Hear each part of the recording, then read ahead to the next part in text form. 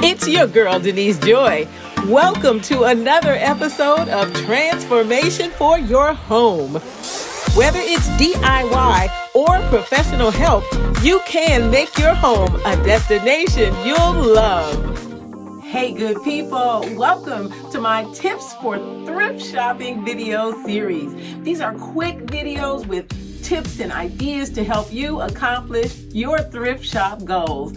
I'm your girl, Denise Joy, design stylist at the Faraha Method of Joyful Design. Hey, real quick, please hit the like and the subscribe button. It really helps with the algorithm. And share this video when you get a chance. I'd really appreciate it. Today, I am sharing tips for the 21st century thrift shopper. That would be online Facebook Marketplace shopping. But first, I have 3 general tips that I would love to share with you no matter where you're going to do your thrift shopping. Tip number 1, always consider location. That means I want you to take a picture of where you want an item to go. It really helps you once you get somewhere that you have a picture of the spot where you want that item to go right there in front of you. Tip number 2, measure before you shop. Ask me how I know. Listen, I have failed at this more times than I care to admit. You want to measure the space or the window where you want something to go. The last thing you want to do is to get home with something that does not fit. It does not work. Tip number 3, color harmony. That's just a fancy way of saying, I want you to think through what is the color range? What are the options that you will consider for the item that you are looking to purchase? This will save you so much time and so much energy once you get to the thrift shop or even when you're scrolling through Facebook Marketplace, because it will help you know what not to pay any attention to. Bonus for thrifting, always take your thrift kit. Now, what should you have in there? Well, I'm going to tell you. You want to always have these things when you go out to the thrift store. You want to have a retractable tape measure because you want to be able to measure things once you get to the thrift store. You also want to have some handy gloves. Now, mine are kind of rough and well used, but any pair will do.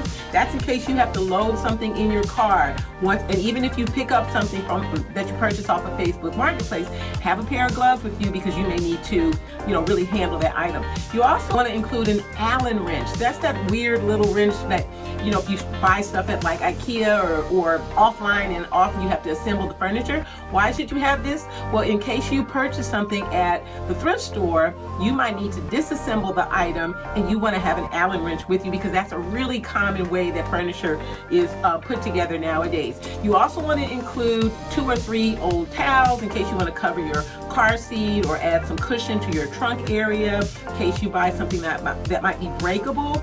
And then you want some rope in case you want to tie something down. And do not forget those really strong reusable shopping bags, because nowadays a lot of thrift stores, they don't give you bags anymore or they ask you to pay for them. So why not just have a couple that you always use right there in your car? All right, those are our general tips and our bonus for thrifting. I personally have been thrifting for over 35 years. I learned how to thrift from my grandmother, Ethel. I can hear her like yesterday saying, "Come on, run with me, Niecy, to the thrift store." She always called me Niecy. And she taught me so many things about how to select fabrics, how to know what was wool, how to know what was a wool blend, how to purchase wood furniture or how to purchase metals. I mean, she really, really was a beast. I love thrifting so much that whenever I travel, I make a promise that I am going to find a thrift store wherever it is that I am visiting. In fact, I have on a couple of items that I thrifted not too long ago. These gorgeous bracelets. I thrifted these at a flea market in Los Angeles. My dress is a gorgeous thrift find. And even this bracelet is a thrift find that I picked up at a local thrift shop right here where I live. So today I am sharing tips for you to help you shop on Facebook Marketplace. Facebook Marketplace is a great way to save money and get some pretty dope stuff. So number 1, what can you find? Listen, there are literally tons of options on Facebook Marketplace. I have been both a buyer and a seller, so I have both experience on both sides.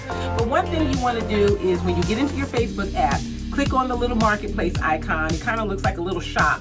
And you're going to look for photos to make sure that your photos have a few different angles of the things that you're looking for. And the way they have it organized on there are by categories. So you might look in categories like home decor or vintage or bicycles or just jewelry, whatever it is that you may be looking for. So you want to be mindful that you're going to be looking for photos that have several different photos, not just one picture, meaning you can't see the side, you can't see the back, particularly if you're searching for furniture items. And a couple of things that I have purchased and then upcycled have been Facebook Marketplace has been so good to me. I usually will purchase some things because I tend to do a modern vintage blend whenever I'm designing.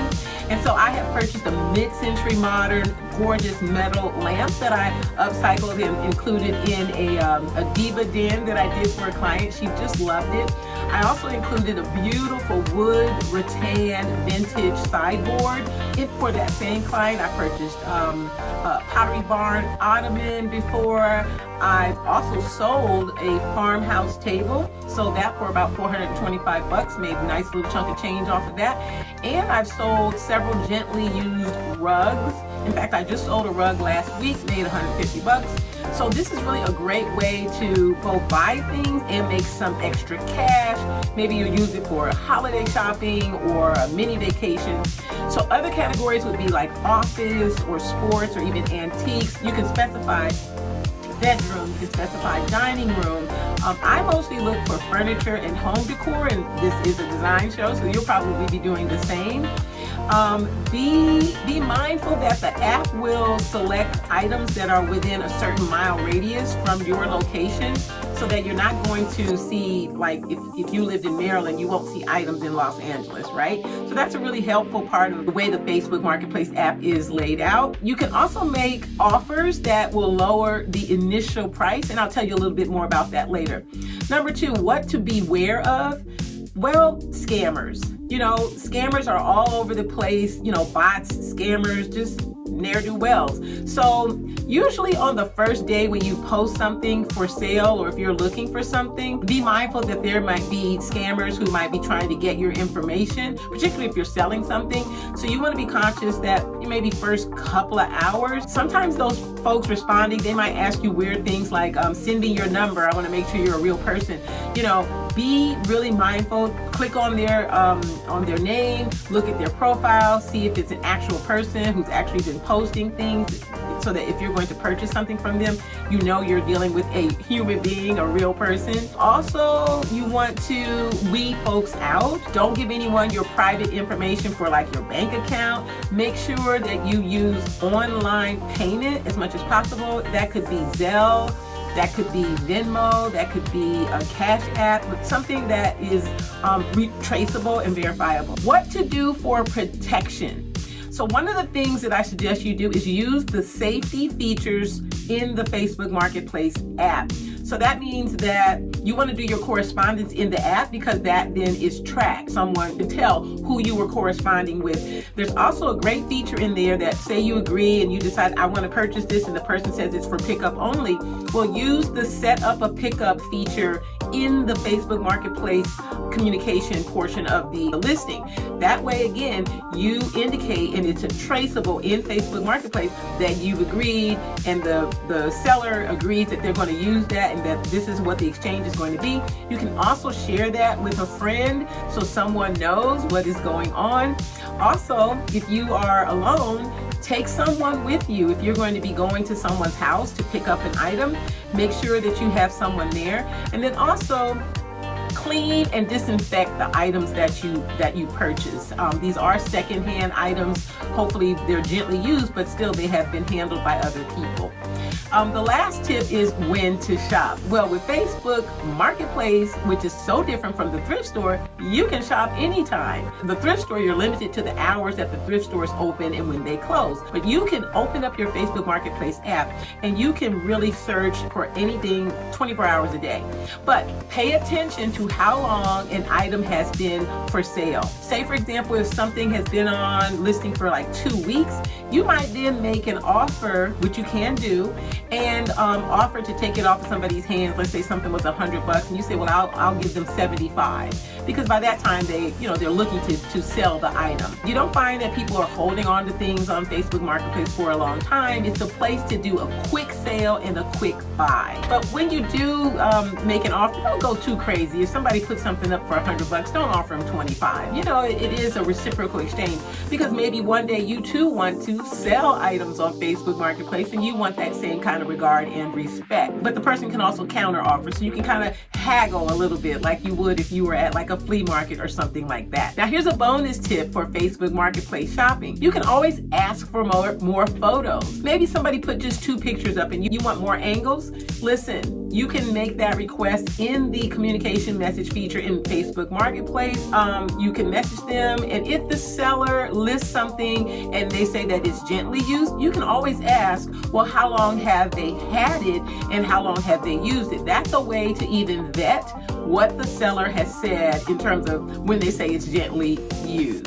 There are lots of great finds on Facebook Marketplace. Now, you want to be sure to be patient and protect yourself. And I'm sure you're going to find something that you are going to find to be extra special, and you're going to be bragging about it. Listen, if you liked this video, you found this to be helpful for you, I know you're going to love the video that I have right here, and I hope you check it out. Listen, let me know in the comments, what is your favorite thrift shop or even your Facebook Marketplace find, and you always bragging to people about what you found? I cannot wait to see it. I'll see you in the next video.